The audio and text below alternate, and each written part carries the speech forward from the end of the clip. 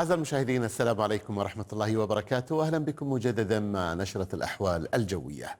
تستمر اليوم رياح شمالية الغربية بتأثيرها على معظم أرجاء منطقة الخليج، لكن تضعف تدريجيا خلال 24 ساعة القادمة، وقد تتحول لتكون من شمالية شرقية أو من شمالية غربية إلى شمالية شرقية. لكن خلال هذا اليوم طقس مغبر، وتستمر درجات الحرارة منخفضة، خاصة خلال الفجر تنخفض في بعض المناطق الشمالية إلى ما دون 10 مئوية، دون العشرينيات في بقية الأرجاء، في العشرينيات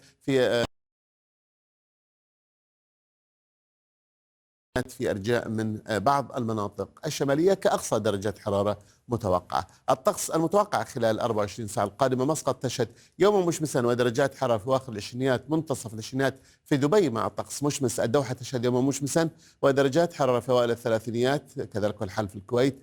الرياض لكن مع طقس غائم جزئيا، ولاحظ تنخفض إلى ما دون العشرينيات خلال الفجر.